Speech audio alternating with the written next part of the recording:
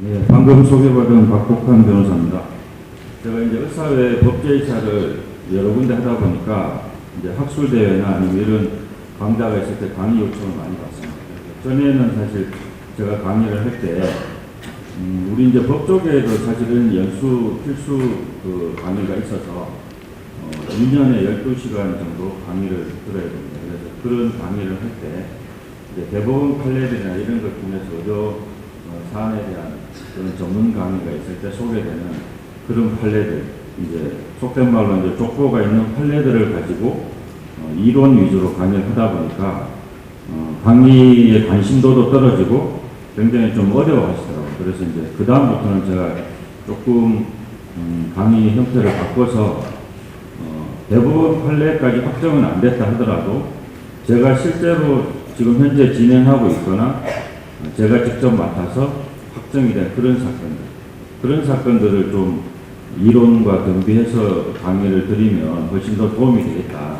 그리고 사실은 강의 주제로 지금 책자로 나가 있는 것 외에 이런 강의를 하게 되면 그 외에 이제 강의하면서 제가 이제 드릴 수 있는 그런 말씀들이 많이 있죠. 그게 사실 실질적으로 도움이 되겠다. 그래서 그렇게 지금 이제 강의를 하고 있고요. 이제 그렇게 강의를 하다 보니까 조금 부담스러운 건 뭐냐 하면 오늘도 이제 그 공직이 스스로 보호하기 이런 강의 주제를 맡아서 하다 보니까 제가 실제로 오늘 소개하는 사건 중에서도 공직이 선생님 입장에서 맡아서 한 사건들이 있고 또 사용자 입장에서 맡아서 한 사건들이 있고 이렇다 보니까 사실상은 제 의뢰인 입장에서 사건을 진행하면서 제 나름대로 객관해서 지금 사례를 소개해 드리는데 혹시라도 그 반대 입장에서는 좀 다른 얘기를 하실 수도 있을 것 같아서 강의 시작하기 전에 미리 그런 면에서는 반론권이라든지 나중에 정정 요청을 제가 받아들이겠다 그런 말씀을 먼저 드리고 시작하겠습니다. 그리고 지금 사실은 강의 주제는 저는 주어지는 대로 강의를 하는 스타일이고 바꾸진 않는데 오늘 사실은 강의 주제 받아보고 나서는 조금 난해했어요. 이게 지금 사례를 중심으로 의료소송에서 공직이 스스로 보호하기 이렇게 강의 주제를 받았는데 방점을 어디에 찍어야 될지를 잘 모르겠더라고요. 우리 사실은 결국은 사례 강의를 해달라는 말씀으로 요청을 하신 것 같은데 실제로 이제 변호사들은 워딩 하나하나를 그냥 대충 넘어가는 스타일이 아니다 보니까 이제 사례 강의는 의료소송이라고 하는 것은 기본적으로 의료사고로 인한 민형사 분쟁에 대해서 강의를 해달라는 말씀으로 받아들였고 그 다음에 이제 사례 중심으로 해달라고 받아들였는데 저는 사실은 방점을 공직이 스스로 보호하기 여기에 방점을 찍었습니다. 그 중에서 이제 공직에 방점을 찍은 거예요. 그래서 제가 이제 첫 번째 그 타이틀로 잡은 것이 의료사고가 발생할 경우에 공직과 사용자 사이의 방점입니다. 사실은 지금 보시면 이제 결국은 형사와 민사인데 형사의 경우에는 사용자가 대신 책임을 질 수가 없어요. 의료사고가 발생하면 담당 공직위 선생님이 직접 조사도 받고 책임을 져야 됩니다. 실제로 형사사건 피의자로 되는 것은 사용자가 되는 게 아니고 공직위 선생님이 되는 겁니다. 그래서 이거는 왜냐하면 이제 행위자 책임, 자기 책임 원칙이기 때문에 그렇고 민사사건은 예외를 둬서 자기 책임 원칙에 대한 예외를 둬서 이제 사용자 책임이라는 게 있는 거고요. 이 사용자 책임의 이제 필요성은 자력 부분입니다. 피해자 구제 측면에서 봤을 때 자력이 아무래도 사용자 쪽에 더 있다는 거죠. 그래서 피해자 충분한 구제를 위해서 사용자 책임과 같은 예외를 둘 필요가 있다. 그래서 책임의 본질은 어디까지 하냐 이것은 사용자가 지는 책임은 대신 책임을 지는 겁니다. 그래서 실제로 사용자하고 그러면 우리 피해자 공직의 법률 관계가 어떻게 되냐면 대외적인 피해자에 대한 관계에서는 연대 책임을 지는 거예요. 연대 책임이라는 것은 뭐냐면 피해자 입장에서 보면 두 사람을 다 상대로 예를 들어서 1억이면 1억을 다 책임지라고 이렇게 소송을 할 수도 있는 거고 그 중에 한 사람한테 돈을 다 달라고 할 수도 있는 거고 지금 채권자 입장에서는 그런 선택이 가능한 겁니다. 그 다음에 내부 관계는 이제 결국 구상권 문제가 있는 거죠. 그 원칙은 사용자가 대외적으로 책임을 져주더라도 배상액 전액에 대해서 지금 피해자한테 구상권 행사가 가능하게 되어 있습니다.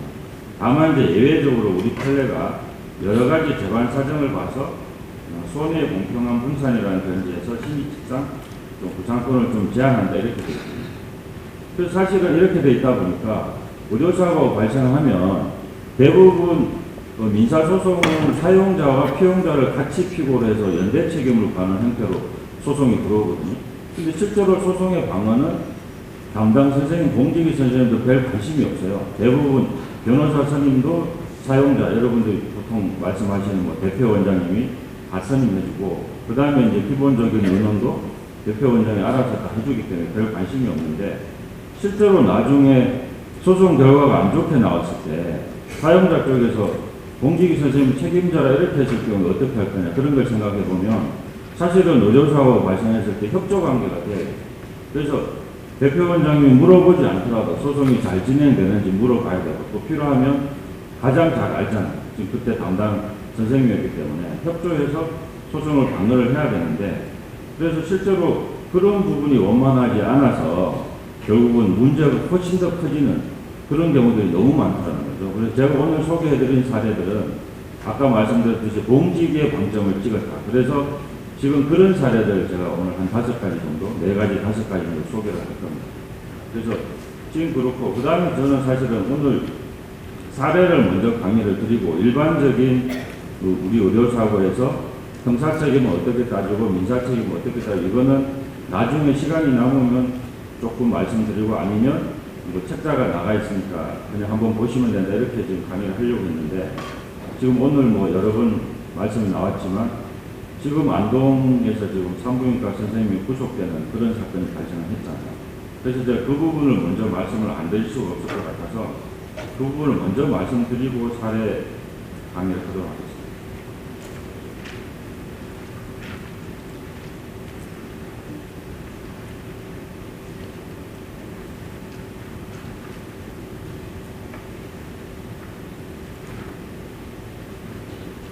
지금 제가 사실은 의료 분쟁 강의를 하면서 가장 강조하는 부분이 바로 이 부분이거든요. 왜냐하면 지금 아까 뭐 이동훈 회장도 말씀하시고 다 말씀하셨지만 그 사소한 부주의만 가지고도 자꾸 의사를 구속시키려고 하는 이런 지금 사태가 벌어지다 보니까 최소한 형사 책임을 면하는 쪽에 이제 우리가 노력을 해야 되는데, 2017년도에도 지금 인천에서 자궁 내 태아 사망 사건으로 1심에서 다행히 법정 구속은 안 됐지만 산부인과 의사 선생님한테 금고 8개월이라고 하는 실형을 선고한 사건이 있었잖아요. 그래서 그 사건이 발생하고 나서 아마 여기 오신 분들 중에서도 서울역에 사는 걸기대회에 오신 분들이 계실 텐데, 그때도 서울역에서 걸기대회를 하고 그런 일이 발생을 했는데, 지금 2년이 지나서 또 지금 그런 사태가 또 발생을 했거든요. 그래서 이런 걸 보면서 결국은 우리가 이제 우리 스스로도 이런 문제가 생겼을 때 방어할 수 있는 무기가 있어야 된다. 그래서 제가 이제 그 인천의 그 자궁 내 태아 사망 사건도 1심에서 이제 유죄가 난 상태에서 우리 직선제 산부인과 의사회에서 걸기대회도 하고 우리가 이거를 회원 보호 측면에서 나서서 이걸 도와드려야 되겠다 해서 하게 되면서 제가 이제 직선제 산부인과에서 법조이사를 하고 있었으니까 제가 이제 그 항소심을 맡아서 진행하게 된 거예요. 근데 이제 항소심을 맡아서 1심 자료들을 보니까 어차피 의료사는 형사든 민사든 과실이 있냐 없냐 인과가 있냐 이걸 따지는데, 1심에서도 1심 변호사가 그런 주장을 충분히 했어요, 제가 봤을 때. 근데 이제 항소심이라고 하는 것은 뒤집어야 되니까 그런 주장만 해가지고는 쉽지가 않겠다. 그럼 우리가 이제 방어를 할 수 있는 확실한 논리가 뭘까를 이제 쭉 저도 이제 나름대로 판례도 찾아보고 논문도 찾아보고 이제 연구를 해보니까 바로 이제 이 부분이에요. 그러니까 민사책임하고 형사책임은 기본적으로 구조가 다르다. 이 얘기를 해서 방어막을 치지 않으면 이게 항소심에서도 그렇게 간단치가 않겠다, 그런 생각을 한 겁니다. 그래서 지금 보시면 민사소송은 기본적으로 목적이 손해를 공평하게 부담하는 게 목적이고, 형사소송은 국가 형벌권을 남용을 방지를 해서 한 사람이라도 억울한 사람이 생기면 안 된다는 게 기본적인 목적이거든요. 그러다 보니까 이제 바라보는 관점도 이제 다른 거죠. 민사소송에서는 피해자 입장, 환자의 권리 구제에 아무래도 방점이 있는 거고, 형사소송에서는 이제 가해자, 그러니까 의료인의 인권 보장에 방점이 있는 겁니다. 그래서 입증의 정도에 있어서 민사소송에서는 증거 우위 정도, 이게 과실을 좀 있는 것 같다 이 정도만 돼도 사실은 과실 책임을 물을 수 있는데, 형사 책임은 절대 그렇게 할 수가 없습니다. 엄격하게 판사가 합리적인 의심이 없을 정도로 입증을 해야 된다. 그래서 여기서 이제 가장 중요한 부분이 나오죠. 인과관계 부분입니다. 이 입증 책임 문제 때문에 민사에서는 판사 측에서 과실을 입증하면 인과관계에 대한 입증 책임이 전환이 된다 이렇게 표현을 하거든요. 의사 측에 전환이 돼서 의사 측에서 인과관계 없다는 것을 오히려 입증을 해야 돼 이런 구조로 돌려놔버렸는데 형사에서는 인과관계조차도 검사가 엄격하게 입증을 해야 됩니다. 인과관계 추정이라는 게 인정이 되지 않습니다. 이게 이제 사실 굉장히 중요한 부분입니다. 그래서 민사 책임에서는 비교적 경미한 부주의가 있어도 과실이 인정된다 이렇게 보는데 형사 책임은 그렇게 볼 수가 없다는 거죠. 형벌을 강제할 만한 고도의 실질적 부주의가 있었을 때 비로소 과실을 인정할 수가 있는 겁니다. 그래서 실수가 있다고 해서 무조건 처벌한다. 이것은 사회 정의에 부합하지 않는다는 거고 아까 이동 회장도 말씀하셨듯이 의사가 봐도 이건 정말 잘못했다. 이제 예방적 효과라는 건 그런 거거든요. 이 한 사람을 처벌함으로써 다른 의사들한테 경각심을 준다. 이게 이제 예방적 효과인데 그런 경우에 한해서 형사처벌을 하는 거고 나머지는 손해배상 제도를 통해서 민사적으로 해결하면 이게 가장 이제 기본적인 부분입니다. 그래서 사실은 이 얘기를 형사재판을 할 때는 반드시 해야 됩니다. 형사책임하고 민사책임은 다르다는 얘기를 반드시 하고 나서 인과관계나 이런 거 검사가 엄격히 입증을 해야 되는데 그 입증이 안 됐다 이렇게 주장을 해서 검사한테 입증 책임을 돌려놔야지 일단 기본적으로 방어막이 쳐지는 거예요. 근데 기본적으로 이걸 잘 몰라요. 변호사들도 잘 모르고 판사들도 잘 모릅니다. 그걸 지적하지 않습니다.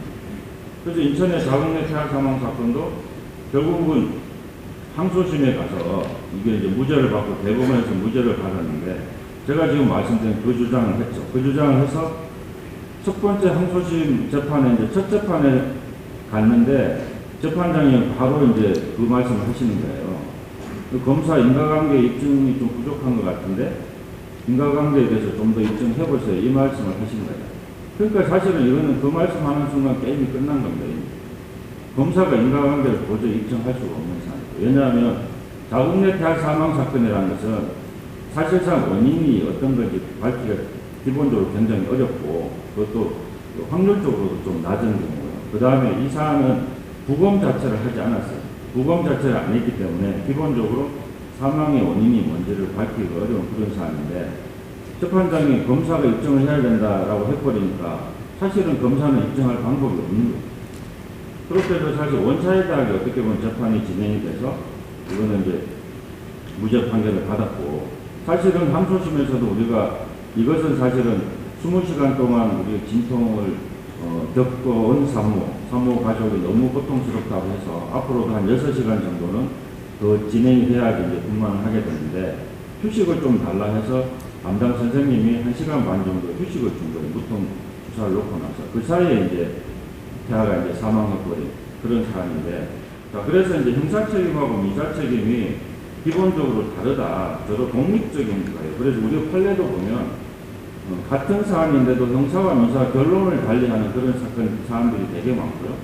그거는 기본적으로 뭐냐면 형사재판이라고 하는 것은 기본적으로 실체적 진실 발견, 그 다음에 엄격한 재형 걱정도 이걸 바탕으로 하기 때문에 기본적으로 의심스러울 때는 피고인의 이익이라는 이 원칙이 지배를 하고 있는 겁니다. 그래서 검사가 모든 공소사실에 대해서 판사가 합리적인 의심이 없을 정도로 입증을 해야 된다. 그러다 보니까 형사 책임은 사실 부인을 당해도 민사 책임이 인정되는 경우들이 이제 있고요. 반대로 이제 민사 책임이 부인되는데 형사 책임이 인정되는 건 사실상 그건 아까 입증 책임 문제 때문에.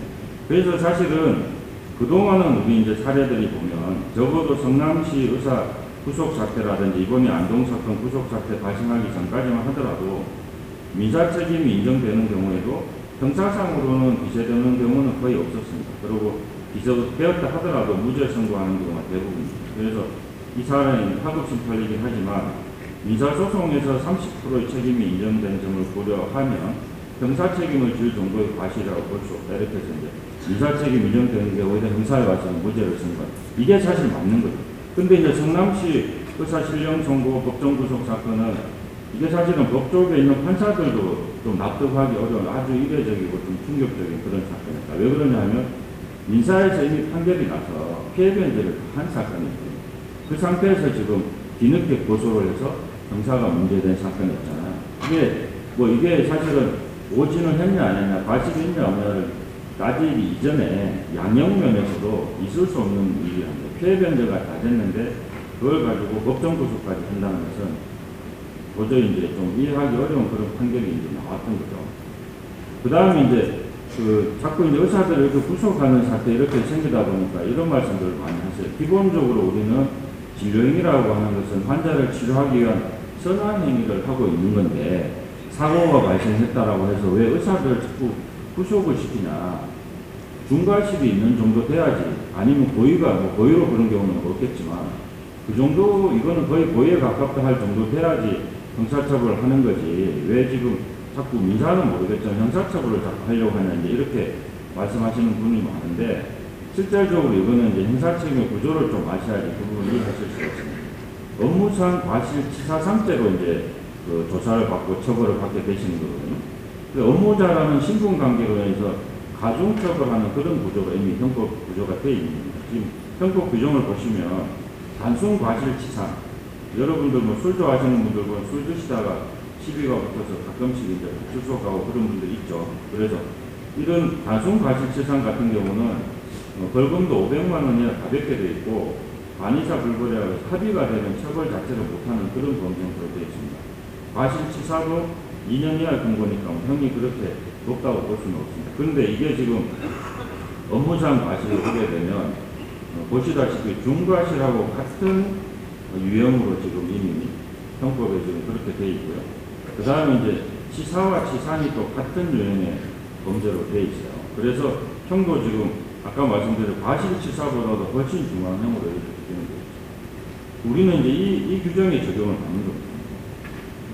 그래서 이제 결국은 그런데 치상에 대해서는 또 우리 지금 보건의료인에 대한 형사처벌 특례가 이제 의료분쟁 조정법에 있죠. 서로 합의가 되면 단순 상해의 경우, 중상해는 아니지만 단순 상해의 경우는 처벌을 못한다라고 하는 특례를 두고 있고, 그 다음에 이제 우리 의사들한테 왜 이렇게 중하게, 특별히 중하게 가중처벌을 하냐. 그거는 이제 여러분들도 생각해 보시면 생명 신체를 다룬다는 거죠. 그래서 위험을 회피하기 위한 특히 무거운 고도의 주의미나 능력이 요구된다는 거고, 그래서 보통 사람의 이 부분이 중요하죠. 중과실의 경우와 같은 정도의 무거운 책임을 지어서 전문 직업인으로서의 주의미와 책임을 감지시키고자 합니다. 이미 우리는 업무상 과실로 지금 의유를 받기 때문에 중과실하고 같은 유형으로 본다는 거죠. 사소한 주의만 했어도 방지할 수 있었는데 못했다. 이게 이제 중과실 개념이거든요. 그러다 보니까 사실은 우리 현행 형법 체계에서는 형사 책임을 제한하는데 좀 한계가 있는 거죠.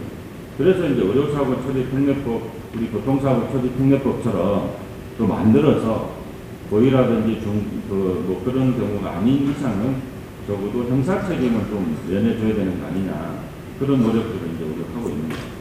그 다음에 우리 요거는 변호사법하고 비교해 보면 변호사는 사실 공공성을 짓는 법률 전문직이다 이렇게 되어 있는데 대법원에서 변호사가 상인인지 아닌지가 다뤄진 적이 있어요. 그래서 변호사는 기본적으로 공공성이 강화되어 있고 상인은 아니다 이렇게 이제 대법원에서 봤고요. 그 다음에 이제 최근에 또 내시경 중 생긴 천공으로 환자 사망한 의사에 대해서 1심에서 실형이 선고된 그런 사안이 있었는데 이 사건에서 판사가 실형을 선고하면서 그 이유를 보시면 의사는 사회적 지위에 상응하는 처벌의 엄격성을 보여줌으로써 국민으로부터 존경받는 만큼 투철한 준법의식과 솔선수범하는 공공성을 요구할 수가 있다. 이렇게 지금 그러니까 판사들이 이미 이제 의사들한테 공공성까지 지금 요구를 하고 있는 거예요. 여러분들이 동의하실지 모르겠어요. 갈수록 법원의 판사들은 의사들한테 대해서 책임을 자꾸 무겁게 물으려는 경향이 있다는 거예요. 그래서 지금 이제 그런데도 불구하고 어쨌든 지금 우리 대법원 판례는 지금 학업심에서 형사사건에서 이제 유죄가 된 사건도 대법원에 가서 뒤집는 그런 경우들이 지금 이제 연달아 이제 선고가 되는 그런, 그나마 이거는 다행이죠.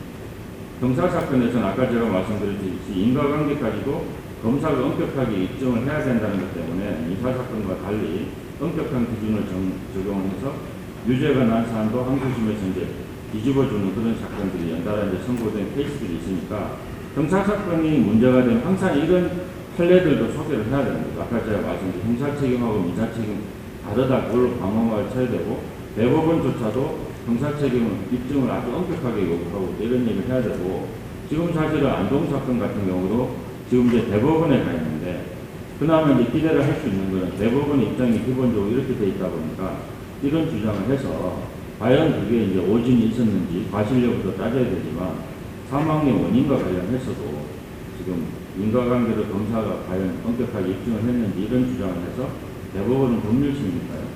파기환송을 이제 받아야 돼요. 그 다음에 이제 이 부분도 사실은 우리가 이제 너무 사망 사건 이런 큰 사건들만 접하다 보니까 이제 상해 사건 같은 경우도 뭐 병원에서 치료하고 갔는데 며칠이 한참 지나서 병원에서 지금 치료한 걸로 해서 부작용이 생겼다라고 해서 환자들이 찾아와서 이제 괴롭히고 하는 경우들이 실제로 굉장히 많이 있습니다. 그래서 병원에서 뭐 치료하다가 조금 뭐 통증이 동반됐다든지 이런 거 가지고 사실 그건 상해라고 그럴 거냐. 우리 이제 형법상 상해의 개념은 기본적으로는 건강을 침해하는 정도에 갔을 때 이제 상해라고 하는 거거든요.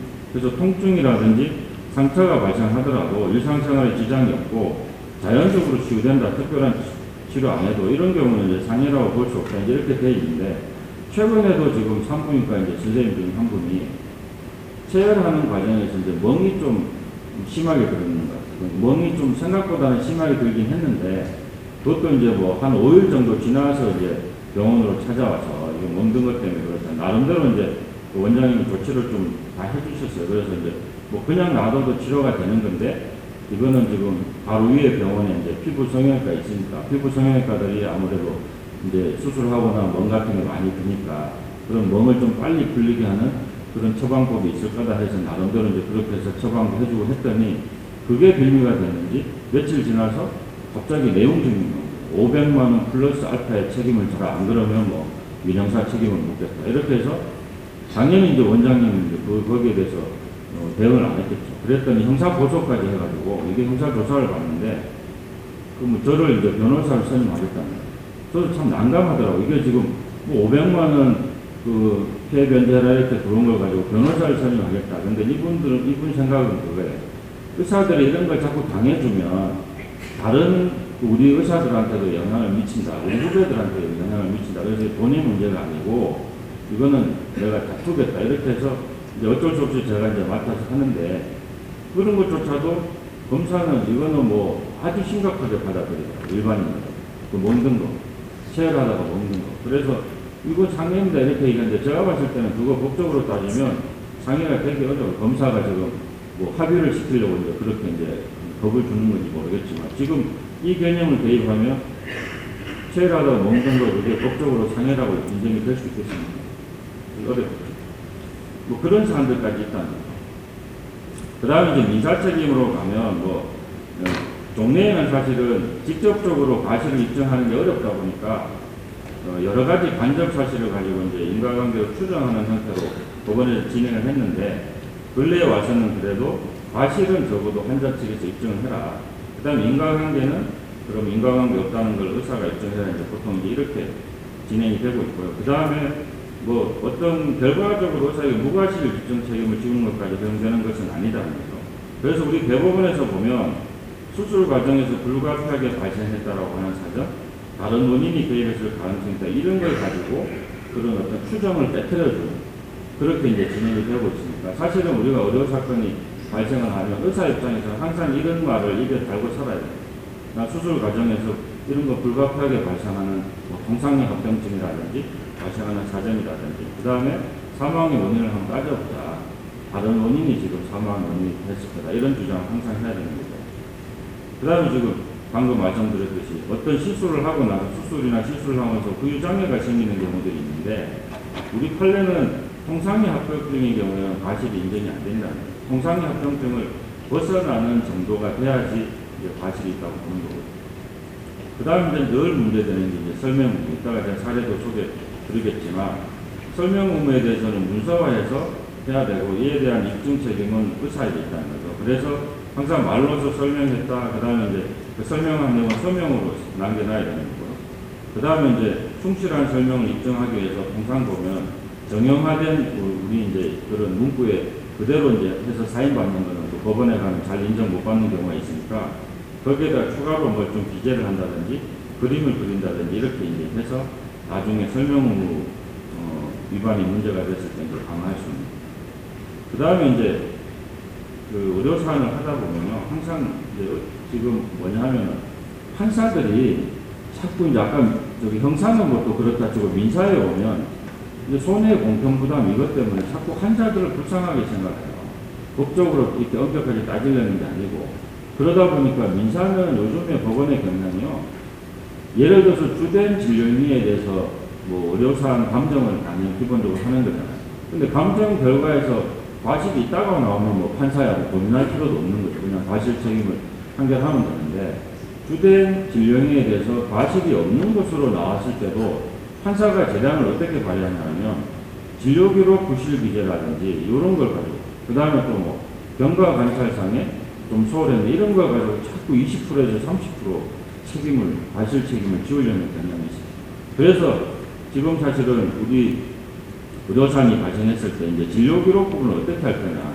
사실은 긴박한 상황이 발생을 하면 모든 의료진들이 그 환자 처치에 집중을 하기 때문에 그 상황에서 실시간으로 진료기록을 기재하고 있을 수는 없는 거죠.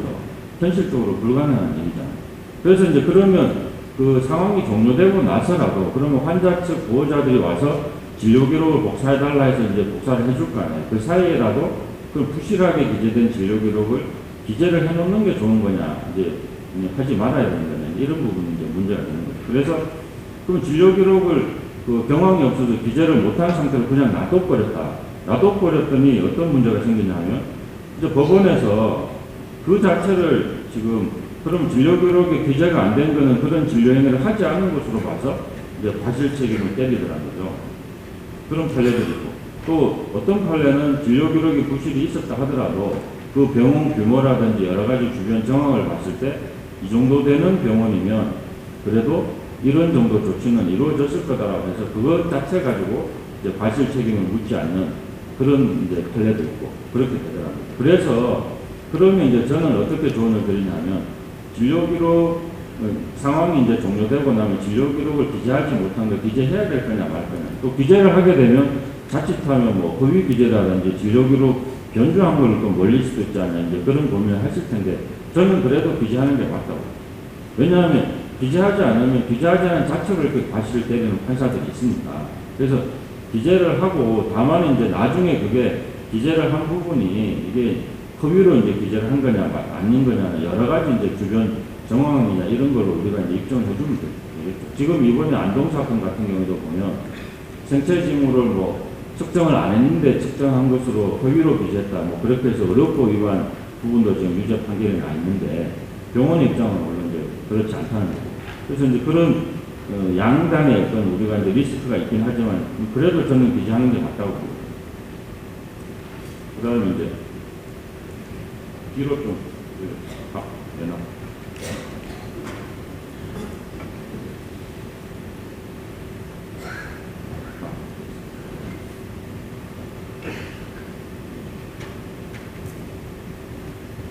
네, 여기까지 이제 제가 기본적인 그 강의를 이제 사례 부분을 말씀드릴 건데요. 뜬금없이 이제 마이클 잭슨 얘기가 나옵니다. 그래서 이제 마이클 잭슨 말씀을 왜 드리냐 하면 이 프로포폴 관련해서 기가 막힌 사건이 있어서 이걸 간단히 이제 제가 뭐 이제 사례 강의 하다 보니까 조금 그래도 이야기식으로 풀어나가는데 조금 덜 지루할 것 같아서 다 아시겠지만 간단히 소개를 하면요. 이제 마이클 잭슨이 2009년도 이제 복귀하게 되면서 공연을 준비하다가 LA 자택에서 이제 사망한 사건이 발생했는데 공연 준비하면서 이제 불면증을 계속 호소해서 자신에게 마취제를 투여해줄 의사를 찾던 중에 머레이 박사라는 분을 개인 주치의로 이제 고용하게 됩니다. 그래서 이제 머레이 박사에게 유럽에서 한 달간 콘서트를 위해서 $15만 주기로 이제 계약을 하고 마이클 잭슨에게 6주 동안 매일 또한 이제 프로포폴을 투여했고 잭슨이 사망한 날 밤에도 뭐 미다졸람이라든지 신경안정제 이런 것을 줬는데 잠을 못 이루니까 결국 25mg의 프로포폴을 이제 투여했고 잭슨이 잠든 걸 보고 이제 자리를 떠났죠. 그래서 이게 이제 나중에 문제는 잭슨이 나중에 숨을 쉬지 않는다고 확인하고 나서도 이분이 가정부들이라든지 안전요원들 증언에 의하면 응급 상태에 전화도 걸지 않고, 그 다음에 이제 평평한 바닥도 아닌 물컹한 침대 위에서 심폐소생술을 시행을 했고, 그 다음에 안전요원이 912에 신고하기 전에도 의학도구라든지 프로포폴 투여한 정맥주사를 숨기게 바꿨다, 이제 이렇게 정을 했고, 이분은 결국은 징역 4년에 이르는 과실치사 행위 유죄 판결이 내려져서 이제 의사 면허도 있고 그 주소에 수감된 이런 사건이 발생합니다. 그래서 이제 요 프로포폴과 관련된 사건은 이제 조금 이따 이제 소개를 드릴 거고요. 지금 아까 이제 형사 책임하고 민사 책임이 다르다라고 하는 걸 제가 말씀드렸는데, 제가 지금 아직까지 종결된 사건은 아닙니다. 다루고 있는 사건 중에 이제 위내시경 사망 사건, 이거는 아까 제가 경찰에서 기소된 상태에서 제가 맡아서 검찰에서는 이제 무혐의 결정을 받아서 종결이 됐는데, 민사는 아직까지 진행 중에 있고, 검찰에서 인과관계 없다라고 해서 무혐의 종결됐음에도 불구하고 민사 사건이 얼마나 어렵게 가고 있는지를 여러분들에게 이제 한번 소개해드리려고 하는 겁니다. 2017년도 일이고요. 36세 신장 171, 체중 81종 건강한 남성 환자입니다. 수면 위내시경 검사 중에 이제 저사선성 뇌손상이 와서 전원 20일 후에 결국은 다발성 장기 부전 등으로 사망한 사건이에요. 사건 경위를 보시면 수면 내시경제 진정된 미다컴, 그 다음에 보조된 에토미 데이터를 투여해서 이제 보통 이제 주사제 투입해서 내시경 기구 삽입하고 하는데 준비 시간이 한 2분 정도 걸리는 거고, 위내시경 검사 시작하는 1분 정도 지나서 산소 포화도 장비로 관찰하던 간호조무사가 갑자기 의사에게 산소 포화도가 이상하다 이렇게 이제 얘기를 하고, 그다음 의사가 산소 포화도가 80에서 70으로 떨어지는 것을 확인하고 이제 내시경을 중단하고 산소 마스크 씌우고 환자의 등과 가슴을 두드리니까 이제 산소 포화도 수치가 다시 회복됐다가 잠시 후 다시 떨어지고 혈압도 떨어지고 이런 상황이 되니까 에피네프릴 주사하고 의식이 돌아오지 않으니까 계속 혈압이 떨어지고 하니까 이제 심폐소생술까지 실시하던 중에 이제 심정지가 오고 또 전기 충격기 사용해서 다시 회복시킨 후에 이제 119로 전원을 했는데 20일 후에 결국 사망한 이런 사건입니다. 근데 형사 사건은 아까 제가 말씀드렸던 대로 경찰에서는 사실은 의료 이런 사건에 대한 지식이 부족하니까 과실 여부만 따진 거고 인과관계나 이런 것까지는 따지지 않았습니다. 그래서 이제 기소견을 송치를 했는데, 주된 이유가 뭐냐 하면 이 사건은 이 병원에 빌미가 된 게 그 위내시경 검사를 하러 들어갈 때 의사하고 간호조무사 2명이 들어갔는데, 문제는 이제 산소포화도 측정하는 장비, 그게 보통 90이나 이렇게 설정해두고 밑으로 떨어지면 자동적으로 이제 알람이 울리게 되어 있는데 3명이 다 알람 소리를 못 들었다고 얘기를 합니다. 그게 이제 빌미가 돼가지고 경찰에서는 산소포화도 자기가 현장에 나가서 봤더니 정상적으로 다 작동하는 산소포화도인데 그 알람 소리도 듣지 못할 정도로 그렇게 주의를 기울이지 않았다. 그래서 환자 상태를 면밀히 관찰하지 않아서 저산소 상태에 빠지도록 방치를 했다. 환자 감시 소홀 업무상 과실, 이걸로 이제 기소를 했거든요.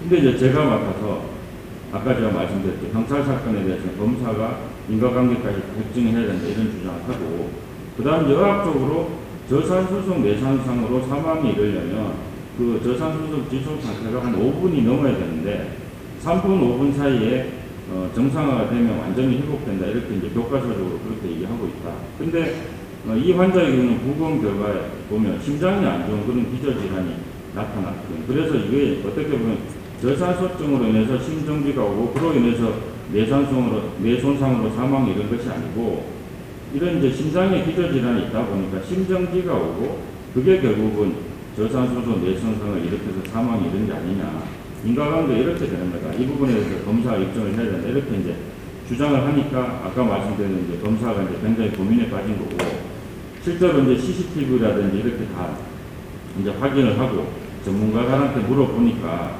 산소포화도 수치라는 게 뭐 슬로비디오처럼 뚝뚝 이렇게 떨어지는 게 아니잖아요. 갑자기 뭐 정상에 있다 밑으로 뚝 떨어지는 거니까 그 수초간에 갑자기 일어나는 일인데 그 사이에 무슨 그 지금 소홀히 환자 감시를 소홀히 해가지고 뭐 조치를 소홀히 했다 그렇게 사실 보기도 어려운 거고, 또 이게 기저질환이 있었기 때문에 이게 적절한 조치를 취했다 하더라도 회복되기가 좀 어려울 수 있다 이렇게 이제 자문 의견을 받아서 검사가 이제 인과관계 인정하기 어렵다 해서 무혐의 처분이 난 거죠. 여기서 사실은 민사 사건에서는 뭐 환자 측의 변호사들은 온갖 주장을 다 할 거 아닙니까? 투약 원칙을 어겼다. 사실은 이게 이제 내시경 검사를 기본적으로 한 4분 정도, 5분 이 정도 하는 건데 그 10분 간격을 두고 투약을 해야 된다. 이런 주장도 하는 거거든요. 그 다음에 이제 뭐 딜란제 같은 거 투약하지 않았다. 이런 주장도 하는 거고. 그 다음에 이제 설명 의무도 부동의 문자로 된, 용지에 사인만 받은 거. 이거 가지고 설명 의무 제대로 이행했다고 보기였다. 이런 주장도 하는 거고. 그 다음에 이제 진료기록, 사실은 뭐 이 병원도 진료기록은 굉장히 부실합니다. 그래서 그거는 뭐 인정하는 부분인데 진료기록 부실 주장을 하는 거고. 이제 그렇게 해서 이제 소송이 이제 진행이 돼서 종결이 됐는데, 재판부가 이제 그 결심을 하고 선고기를 잡았다가 선고를 못하고 취소하고 변론을 제기하면서 이제 다른 거 가지고는 이제 문제 삼을 만한 것이 없으니까 약물 투여 방법에 대해서 확실히 지금 이제 우리 피고 측에 병원 측에 이제 요구를 하는 겁니다. 그래서 뭐 지금 보면은 민사 사건에서 진재원에 대한 감정 수사 결과에 의하면 위약금 1ml를 희석하지 않은 상태로 일시 정맥 주사하는 것은 허용되는 것으로 보인다. 그런데 우리는 2ml를 일시 정맥 주사 이것도 가능하냐? 이런 것까지 지금 물어보는 겁니다. 그 다음에 이제 뭐 아까 말씀드렸듯이 1시간 전에 근육 주사를 하거나 투여 10분 전에 정맥 주사를 해야 되는데 이게 동시에 투여했으면 이거 문제 있는 거 아니냐 이렇게도 밝히라고 물어보고 이 부분에 대해서 이제 우리가 하나하나 다 답변을 해드렸는데 그래서 또 다시 결심이 됐을 거 아니에요. 근데 사실은 원래대로 하면 지난 금요일날 선고가 돼야 되는데 판사가 또 선고를 못하고 그 선고를 취소하고 또다시 변론을 제기하고 약물 투약 원칙에 대해서 꼬치꼬치 지금 또 물어보는 거예요. 자기 머릿속에서 생각해서 이제 궁금한 거 하나하나 다 물어보는 거예요. 그래서 그 부분에 대해서 또 준비를 해야 돼요. 이 정도로 지금 아까 제가 말씀드렸잖아요. 입증 책임이 우리한테 오게 되면 이렇게 어렵다는 거예요. 형사에서는 지금 검사한테 입증 책임을 돌려놓으니까 지금 우리가 지금 방어가 됐지만 그 다음에 지금 아까 마이클 잭슨 사례를 제가 왜 소개해드리냐 말씀드렸는데 바로 이 사건을 소개해드리기 위해서 그런데 이거는 지금 보시면 2012년 사건입니다. 2012년 사건인데 지금도 형사재판을 받고 있어요. 항소재판. 지금 이거는 2012년도 산부인과 분만병원에서 분만하던 산모가 응급재활절개 수술을 위해서 프로포폴 투여에 분만을 했는데 신생아는 이제 내성마비, 산모는 사망되고 그런 사건입니다. 이게 지금 보면 당일날 19시 40분경에 이제 산모가 입원을 했고 21시 30분 경부터 갑자기 이제 저사선증이 발생하고 태아 심박동도 떨어지고 그 다음에 이제 응급재활절개 수술을 위해서 수술실을 옮겼는데 여기 보시면 호흡곤란이라든지 뭐 저혈압, 청색증, 경련, 의식자 이런 것들 초응급 상황이 발생을 했는데 이런 것들이 우리 이제 산부인과에서 얘기하는 양수색정증의 전형적인 증상들이거든요. 이렇게 이런 게 발생을 했고 워낙에 급하다 보니까 마취과 의사를 불러놓고 마취과 의사가 도착하기도 전에 담당 의사가 프로포폴 5cc를 투여하도록 지시하고 22시에 바로 응급재활절개 수술 시작해서 불과 한 2분 만에 분만을 하고 그리고 이제 산모는 한 30분 후에 이제 사망해버린 이런 사건입니다. 그래서 이 사건도 이렇게 초응급 상황이 되다 보니까 실제로 진료기록부 자체를 기재를 못하고 상황이 종료된 시점에 그것도 소급해서 산모가 내원한 시점부터 분만한 시점까지 그것도 한 10분 간격으로 대강의 진료기록부를 기록을 했던 거예요. 이게 이제 1차 진료기록부고 그 다음에 이제 상황 발생하니까 보호자들이 이제 와가지고 이제 뭐 담당 의사를 수술실에 거의 붙잡아도 하고 그 다음에 경찰에 신고를 하고 그렇게 해서 이제 경찰이 와서 진료기록을 압수해 가는 바람에 1차 진료기록 이거는 이제 경찰로 가 있었습니다. 그래서 나중에 경찰에서 복사해 와서 당시 상황을 CCTV나 이런 걸 보면서 자세히 기록한 이제 2차 진료기록부를 작성해서 다시 경찰에 이제 제출해요. 그래서 이제 이거는 진료기록부가 사실 2개로 작성되다 보니까 이제 문제가 좀 생긴 건데요. 문제는 여기가 있습니다. 1차 진료기록부를 작성하면서 간호조무사가 그 담당 선생님한테 이렇게 얘기를 해요. 마이클 잭슨의 사망 원인이 프로포폴인데 프로포폴을 우리가 기재를 하면 프로포폴 사망으로 오인을 받을 수도 있지 않느냐 이렇게 얘기를 하니까 담당 의사가 대표 원장 아직 병원에 오기 전이에요. 그러니까 대표 원장하고 상의도 안 하고 프로포폴 5cc 투여한 거를 진료기록부에 기재를 안 했거든요. 그러니까 1차 진료기록부에 그걸 기재를 안 하다 보니까 그 이후에 아까 진료기록부가 2개로 작성됐다. 나중에 자세히 쓰면서도 거기에서도 프로포폴 5cc 투여한 사실을 기재를 안 했거든요. 근데 이제 이 사건은 유족들이 병원으로 찾아와서 엄청나게 이제 괴롭히는 그런 사태가 발생하는 겁니다. 난동을 부리고, 여기 보시면 경찰이 뭐 12차례나 출동을 하고, 인터넷 기자와 이제 조인이 돼서 계속 인터넷에서 병원의 운영이 어려울 정도까지 그렇게 이제 괴롭히는 사태가 발생을 하고, 법원에다가 업무 방해 금지 가처분 결정에서 두 번이 결정 났는데도 불구하고 그런 행위가 계속되니까 이제 국가수 부검 결과도 나오기 전이지만 담당 변호사의 조언을 받아들여서 어쩔 수 없이 채무 보존제 소송을 먼저 제기한 겁니다. 민사소송.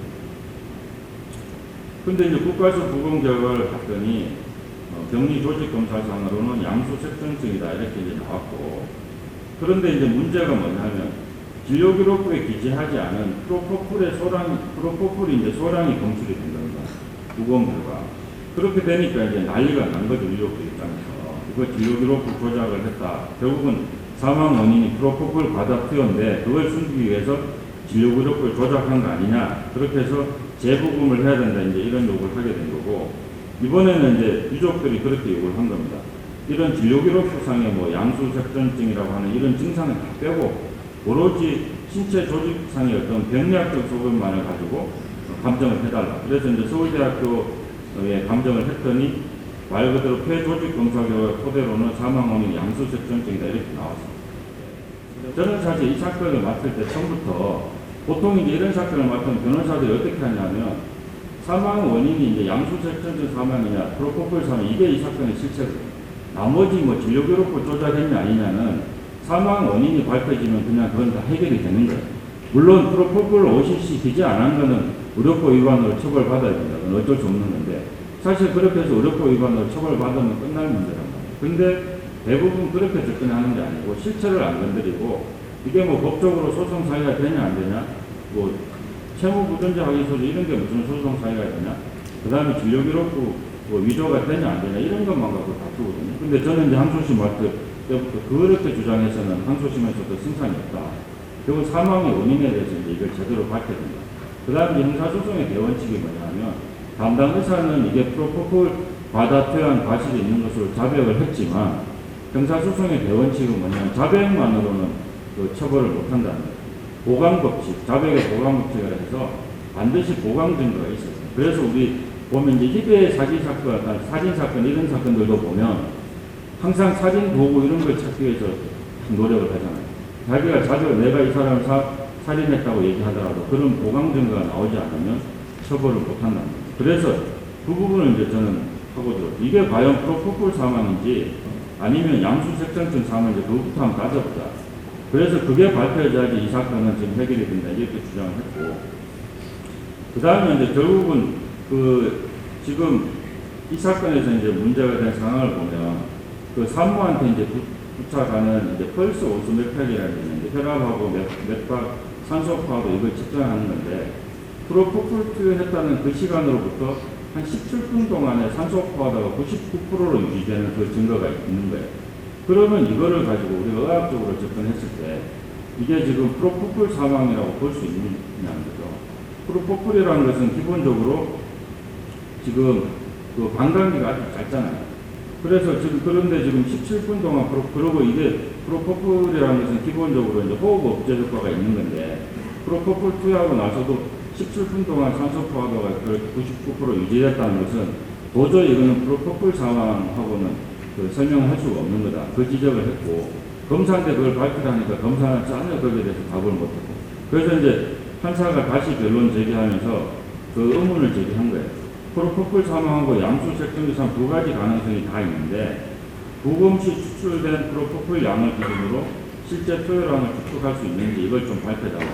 그 다음에 이제 아까 법의학자 감정서에 보면 산모의 사망 원인으로 오히려 양수색전증 가능성이 없다고 이렇게 결론을 내렸고 산소포화도 99% 유지되는 것을 오히려 그분은 양수색전증의 가능성이 없다 이렇게 결론을 내렸는데 양수색전증일 때도 산소포화도 99%로 유지될 수 있는 게 맞는지 또 강제호흡을 안 하는 상태일 때 어떤지 이걸 이제 밝혀달라고 한 거죠. 근데 여기서 우리가 이제 힌트는 양수색전증이라는 것은 양수 속에 섞인 폐의 박질이 산모 폐까지 이런 혈관을 타고 들어가서 폐 속에 연결된 좁은 혈관을 막아버려서 결국은 저산소증을 일으키고 죽음에 이르는 질병인데, 그러면 이제 사실은 완전히 이제 그 폐하의 각질이 폐까지 흘러 들어가서 막아버릴 때까지 좀 시간이 있을 거 아니에요. 그 다음에 이거는 기본적으로 쇼크가 와서 이제 이렇게 되는 거니까, 그런 상태에서 강제 호흡을 시키면 산소파가 유지될 수 있는 가능성이 있죠. 근데 반면에 프로포폴 사망이라면 이게 설명이 되는 거잖아요. 아까 지금 법의학자는 감정을 하면서 산소파가 일시적으로 76% 떨어졌을 때가 프로포폴 직후이고, 다시 산소파가 올라갔다가 결국 프로포폴 부작용으로 사망했다고 볼 수도 있다, 이렇게 추론을 했는데, 사실은 이거는 프로포폴 반감기를 고려했을 때 3분에서 5분 아주 짧은 약물인데, 그 다음에 호흡 억제薬가 기본적으로 따라오는데, 이거는 오히려 지금 프로포폴 사망 쪽으로는 설명이 되지 않는 거다. 그래서 이거는 지금 사실조회를 지금 신청해 놓은 상황이고, 아마 의혹으로 갈 텐데, 그 사실조회 결과 보면 저는 이 사건 결과는 잘 나올 거다, 그렇게 말씀드리고, 지금 제가 말씀드렸잖아요. 이게 지금 제가 왜 이게 봉지기 포커스를 맞춰서 지금 강의를 해드려야겠다 말씀드리는데, 이 사안 자체가 그 봉지기 선생님이 판단을 한번 잘못하는 바람에, 그리고 이제 여기 보시다시피 양수색정증은 우리 산부인과적으로는 지금 대법원에서도 지금 예견이라든지 예방하는 방법이 없다고 보고 있고, 그렇기 때문에 설명 의무도 없다고 보는 거거든요. 근데 프로포폴 OCC를 정상적으로 기재를 했으면 이 사건은 그냥 양수색정증으로 진작에 끝났을 사건이에요. 근데 민사하면서 지금 피해배상도 엄청나게 피해배상을 하고, 그 다음에 이렇게 되니까 당연히 그 대표 원장하고 지금 봉지기 선생님하고 사이가 좋겠습니까? 당연히 사이가 안 좋죠. 이렇게. 그런데 어쨌든 그 사용자, 대표 원장님이 자기 명예를 보고 나는 이거 끝까지 사오겠다 해서 지금 2012년 사건인데 지금까지 이렇게 사오고 있는 거거든요. 그 다음에 이제 여기 아나필락시스 쇼크 사망 사건인데, 이거는 이제 NS 선생님 사망 사건이라고 해서 아마 작년 정도에 여러분들 그 SNS 이런 걸 통해서 아마 알고 계실 건데, 그걸 이제 말씀드리고 소개하는데요. 사실은 우리가 이제 특기 체질과 관련해서 이제 사고가 발생하면 난감한 경우가 많이 있죠. 그래서 이제 특기 체질 같은 경우에는 예상할 수 있었느냐를 가지고 과실력을 따지게 되는데, 이거는 이제 문진 의무하고 설명 의무하고 관련되는 거죠. 전통적으로는 마이신에 의해서 과민성 쇼크사가 온 것과 관련해서 우리 이제 판례는 쇼크 방지를 위한 준비 없이 주사하고 주사 후의 안정조치와 용태 관찰을 게을리해서 사망에 이르한 방치한 과실이 있다. 이게 아주 이걸로 인해서 부작용이 나서 사망하는 경우는 아주 드물긴 하지만, 그래도 이제 의사의 과실을 물은 그런 사건이고, 그 다음에 대표적으로 말씀드렸듯이 양수색전증 같은 경우는 특이체질이기 때문에 양수색전증이라고 밝혀지만 이거는 과실을 물을 수 없다, 이제 그렇게 돼 있고, 그 다음에 이제 아나필락시스 쇼크 사망 사건, 이거는 뭐냐면 지방에 이제 봉지기로 계시던 신경외과 선생님인데, 그 환자가 이제 발목을 다쳐서 발목이 좀 부어서 병원으로 온 거예요. 그래서 이제 부목을 대겠냐 했더니 부목은 대기 싫다고 해서 주사 처방을 해준 거예요. 지금 디크로페나에게 이제 주성분이 그런 이제 주사를 놔주고 했는데, 이분은 사실은 그 이미 수년 전에 이 디크로페낙 성분의 이제 주사나 이런 약으로 인해서 한번 쇼크가 온 적이 있어서, 그때 당시에 그 해당 원장님이 선생님이 이걸 쪽지를 직접 적어준 거예요. 그 환자분은 나중에 어느 병원을 가든지 간에 항상 이 쪽지를 내밀어서 나는 이런 지금 그 특이체질이 있고 이 디크로페낙 성분이 들어가면 쇼크가 오는 그런 게 있기 때문에 항상 이 약을 처방할 때는 나한테 주의를 줘야 된다고 해서 병원에 가서 항상 얘기를 해야 된다. 이렇게 해서 항상 이걸 호주머니에 가지고 다니는 분이에요. 그 다음에 이제 2012년도에도 다른 병원에 가서 그걸 지금 그 병원에서도 보시면 디크로페낙 과민반응이 있다는 진술을 해서 진료 전산 기록에 이거 참고사항이라고 기재를 해놓고 이렇게 했었는데, 문제는 뭐냐, 이 병원에 와서는 담당 선생님이 이제 물어봤을 거 아니에요. 뭐 우리가 보통 이제 설명한다는 게 약을 주사할 때 약의 기전에 나와 있는 걸 다 설명할 수는 없잖아요. 그래서 지금 혹시 드시고 있는 약이 있는지, 그 다음에 기존의 약이나 주사를 통해서 부작용이 발생한 사실인지 당연히 물어봤을 거 아니에요. 물어봤는데 이분이 말을 안 하고 그냥 주사실로 가버린 거예요. 그러니까 결국은 주사를 놔드렸던 거죠. 근데 이제 이분이 그 주사를 맞고 나서 이제 약국에 이제 약 처방을 받아 약 타러 가서 그때서야 이제 이게 생각이 난 거예요. 그래서 아까 지금 그 쪽지를 약사한테 내미니까 혹시 내가 지금 처방받은 약 중에 이런 성분이 있냐 하니까 약사분이 깜짝 놀라서 이 성분이 좀 있다. 빨리 병원 가보시라. 이렇게 합니다. 그래서 급하게 뭐 병원에 오는데 이미 뭐 이렇게 몸이 경직이 되고 응급처치를 했는데 결국 사망해버린 그런 사건이거든요. 근데 사실은 이게 이제 저도 경찰에서 이미 기소의견으로 검찰에 송치된 상태에서 제가 맡아서 이제 담당 검사도 이제 조사받으러 와서 만나서 이제 얘기를 하는데 간호조무사도 이제 그 선생님이 환자한테 그런 약물 부작용 그런 게 이제 물어봤다라고 다 설명하는데도 믿지는 못하겠다는 거예요. 설명했는데 왜 말을 안 하고 그렇게 주사실로 가는 환자가 어딨냐 이렇게 얘기하는데 오히려 반대로 생각하면 쪽지를 항상 호주머니에 가지고 다니는 사람인데 이미 수년, 4년, 5년 전부터 그래서 또 다른 병원에 갔을 때도 그 쪽지를 내밀었다는 증거도 다 있고 또 이 사건에서도 병원을 나가서 약국에 가서는 쪽지를 내밀었잖아요. 근데 이 지금 선생님 앞에 와서만은 쪽지를 안 내밀었던 거예요. 이거는 사실은 어떻게 보면 또 환자의 어떤 고지의무 위반이 명백한 건데 이걸 가지고 의사의 설명의무 위반을 해서 검사가 기소를 해버린 거예요.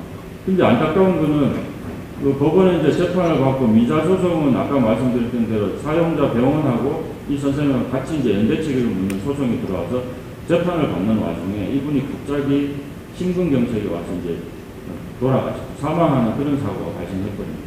그렇게 되니까 형사는 당연히 당사자가 사망해버렸으니까 이제 종결이 된 거고 민사는 지금 사용자 병원하고 소송이 지금 계속되고 있습니다. 저는 뭐 사실은 당사자가 사망해버렸으니까 이제 저는 민사소송에도 관여할 일이 없는 거 이렇게 종결이 돼버린 거거든요. 이 사건도 사실은 처음에 이제 초기에 물론 이제 뭐 환자 측에 이제 과하게 요구한 것도 있었지만 통상 보면은 우리가 이제 사망사고가 발생하면 병원에서 대부분 그렇게 하잖아요. 우리가 이제 의료 과실 여부를 떠나서 우리 관리 감독 범위 내에서 벌어진 일이기 때문에 위로금 정도 뭐 어떻게 하겠습니다. 이런 말씀들은 늘 하시는데 근데 의사다 보니까 이제 어떻게 숙명 같은 거. 근데 여기는 사실은 어떻게 보면은 사용자 쪽에서 별 관심이 없었거든요.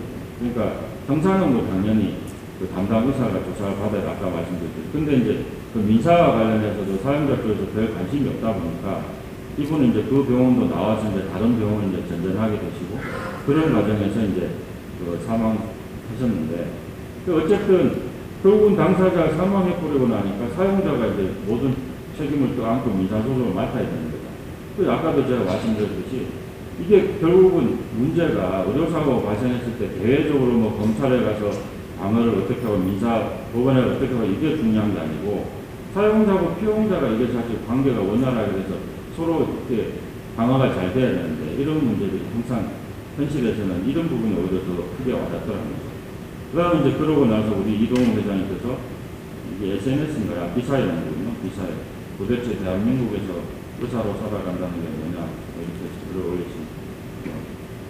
그 다음에 이제 요거는 사실은 의료사고가 일어난 사건은 아닌데 여러분들 이제 결국은 여기 공직위 선생님으로 뭐 평생 계실 건 아니고 나중에 결국 이제 개업도 하실 거고 하실 건데 보통 보면은 요즘 이제 네트워크 병원이라고도 하고 뭐 체인 병원이라도 할 수도 있을 거고 이제 프랜차이즈 병원이라고 할 수 있을 건데 그런 병원들을 하시는 분들이 많잖아요.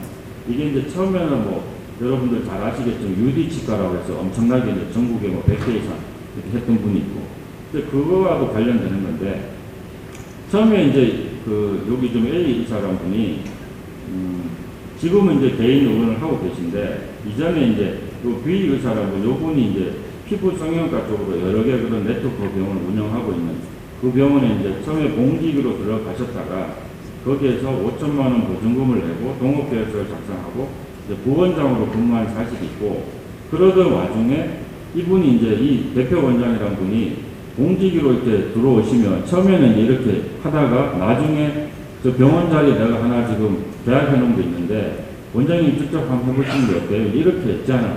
그래서 이분이 병원 자리에 전세를 얻어놓은 것이 있는데 병원 운영할 의사가 있으면 거기서 운영을 해보고 뭐 처음에는 내가 병원 운영에 대해서 좀 도와주고 의사들도 보내주고 광고도 해주고 나중에 이익이 나면 서로 분배하자 이제 동업식으로 하자 이제 이렇게 이제 제안을 하니까 이제 솔깃해서 혼자 하면 막막한데 이렇게 도와준다 하니까 이제 제안을 받아들여서 직접 사실은 운영을 하게 된 거죠. 하고 동업계약을 체결하고 수익배분 약정을 하고 실제로 이제 운영을 하게 된 겁니다. 이게 이제 사안인데 이 형사사건이 문제가 됐어요. 그래 형사사건이 문제가 된 건 뭐냐면 이 비의사가 이런 행태로 병원을 여러 군데를 하다 보니까 의료기관 복수 개설로 이제 문제가 돼서, 그죠? 그 다음에 이제 복수 개설 부탁을 받고 복수 개설 운영에 가담했다는 혐의로 조사를 받았는데, 이제 검찰에서는 기소유예 처분을 받았고, 그 다음에 이제 행정사건에서는 행정처분이 또 어떻게 내려졌냐 하면 명의대로 해서 행정처분이 내려졌어요. 원래 이제 명의대가 되면 면허 취소인데, 검찰에서 기소유예가 되면 이제 감경이 되잖아요. 감경을 정해서 면허 정지 4개월 이렇게 나와요. 이런 상태에서 이제 사전 처분 단계에서 이제 다른 변호사가 선임돼 있었고, 그 변호사는 어떻게 됐느냐 하면 명의대는 아니다. 근데 이제 복수 의료기관 개설에 협조해 준 건 맞다. 근데 이제 복수 의료기관 개설은 이걸 적용하면 면허 정지가 3개월이다. 면허 취소가 아니고. 그다음 기소유예 받았으니까 2분의 1 반격해서 1개월 15일 처분을 하면 된다. 이렇게 이제 사전 처분에 대해서 의견서를 내놨는데, 제가 맡아서 보니까 이게 이제 잘못된 거예요. 왜 잘못됐냐면, 이제 이 대법원 판례를 보시면 명의대는 당연히 아니에요. 명의대는 왜 아니냐면, 대법원에서 이제 금지하고 있는 우리 명의대의 의미를, 그 명의를 빌린 사람이 명의를 빌려준 사람인 것처럼 행세하는 걸 명의대라고 하는 거예요. 지금 우리 사안처럼 이분은 지금 명의를 빌려준 것도 아니지만 본인이 직접 진료행위를 다 했거든요. 그러니까 본인이 직접 진료행위를 하면 그거는 명의대라고 보지 않는다는 거예요. 이건 명백하죠. 그런데 지금 어쨌든 오늘 여기 복지부에서도 이제 강요로 나와 계시지만, 어쨌든 복지부는 이게 왜 이렇게 인터가 안 맞았는지 모르겠는데, 형사사건하고 원래는 행정처분이 거의 같이 이렇게 사안은 같이 가잖아요. 근데 형사사건은 복수 의료기관 개설로 조사를 받았는데, 행정처분은 면허대회로 해서 행정처분이 나와 있어요. 그 다음에 이제 저는 또 그런 주장하죠. 복수 의료기관 개설 협조 여기도 해당이 안 된다. 우리 대법원 입장을 보면 이게 복수 의료기관 개설을 금지하는 취지를 보면, 지금 자신이 그 개설한 그 병원에서 전념하도록 하기 위해서 장소적 관계를 설정하는 게 이게 취지라고 보고 있거든요.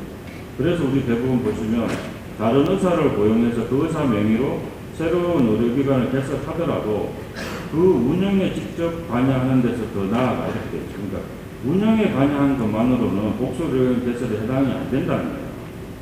그래서 거기에서 나아가서 자기가 직접 복수로 개설한 의료기관에 나가서 의료행위를 하거나 아니면 비의료인을 고용해서 자신이 모든 걸 주관해서 의료행위를 하는 것, 이런 경우로 복수 의료기관 개설을 본다는 겁니다. 그러니까 우리 사안은 지금 아까 말씀드렸죠. 본인이 사실은 병원을 인수해서 다 하고 본인이 진료를 다 하고, 다만 동업계약을 해서 그 원래 이제 복수로 의료기관 개설하는 분하고는 수익만 배분하기로 했기 때문에 이 대법원 판례에 의하면 복수 의료기관 개설에 해당이 안 되는 거예요. 그렇게 지금 다투고 있고, 근데 이제 문제는 뭐냐면, 이 사건에서는 이 배경이 그 다음에 이제 문제가 더 큰 거예요. 이걸 제가 이 사안을 소개해드렸는데, 또 다른 병원 하나 내가 얻어놓은 거 있으니까 하세요. 그래서 그걸 하면서 뭐 이제 전전세 계약을 해서 보증금도 매덕 내고, 그 다음에 이제 당연히 기존에 이제 병원을 하던 데니까 장비는 다 인수하고, 그 다음에 또 그분이 또 이렇게 리스 회사를 또 하나 가지고 있어요. 그래서 장비는 또 그 회사에서 리스를 받고 이렇게 하는데, 이게 지금 장비를 인수를 받았는데, 매덕적으로 인수를 받았는데 봤더니 써먹을 수 있는 장비가 하나도 없는. 그 나중에 또 병원을 인수해서 봤더니 말 안 했던 부회부채가 또 매덕이 있는 거예요. 그리고 지금 장비 리스를 받았는데 리스를 못 내면 연체이자가 연 25%로 사는 거예요. 연 25%면 요즘 이자 제한법의 이자도 지금 옛날에 뭐 30%, 20% 내려와서 지금은 연 20%까지 떨어졌고, 그 다음에 지금 우리 소촉법상 이자라고 해서 우리가 소송을 제기하면 소송 지연을 방지하기 위해서 연체이자를 과거에는 25% 물리다가 또 20%를 낮췄다가 15%를 낮췄다가 금년 6월부터는 12%까지 낮췄거든요.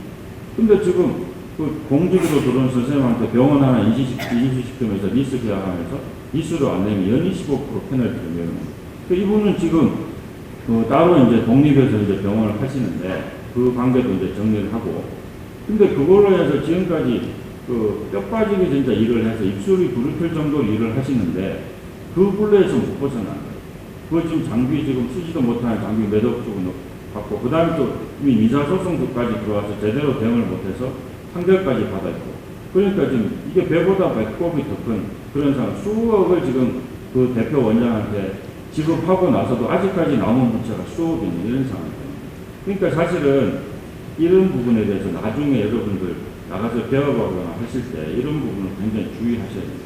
이게 지금 우리가 보면 의료 사안들 지금 최근에 문제되는 사안들도 보면 사실은 보험사업 분쟁들이 많이 있는데 이게 사실 꼭 보험사를 욕할 부분도 아니고 기본적으로 우리 이제 의사들이 사실은 잘못해서 의사들한테 족쇄가 돼서 그게 이제 수년, 10년, 20년에 돼 이제 와서 터져서 문제가 생기는 그런 경우들이 많거든요. 지금 이것도 보시면 결국은 사용자하고 문제예요.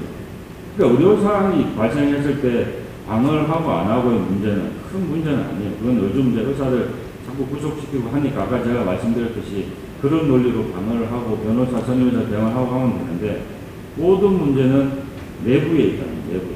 우리 의사하고 의사의 사이에 이제 문제가 생기고 그 다음에 이와 같이 사용자하고 피용자 사이의 문제가 실제로 더 큰 문제로 이렇게 작용하는 그런 문제가 있는 거죠. 그래서 제가 이제 이게 지금 아까도 제가 말씀드렸잖아요. 처음에 제가 강의 주제를 받고 나서 이게 어디에 방점을 둬야 될까? 결국은 제가 이제 이걸 해보니까 여기에 방점을 둬서 설명을 드려야 실질적으로 도움이 되시겠다. 그 다음에 이제 의료 분쟁 사례는 어차피 형사, 민사, 과실, 인과관계를 따지는데 현실에서는 실제로 사용자하고 피용자가 서로 협조가 안 돼서 일이 더 커지는. 아까 지금 양수색전적 프로포폴 사망 같은 경우 제가 이제 늘 그런 말씀을 드리거든요. 우리가 운전을 하다가도 사고가 날 수 있고 그 다음에 이제 의사기 때문에 당연히 진료행위 하다 보면 사고가 날 수 있는데 절대 뺑소니를 하면 안 된다. 저는 그런 말씀을 드립니다. 사고가 났으면 그 상태에서 최선을 방어를 해서 방어를 해내면 되는 건데 아까 말씀드린 대로 프로포폴 OCC 기재했으면 아무 문제가 없는 걸 가지고 프로포폴 OCC를 그것도 대표 원장하고 상의도 안 하고 간호조무사 말을 믿고 기재를 안 해버리니까 이렇게까지 심각한 사태가 와버린 거죠. 모든 문제.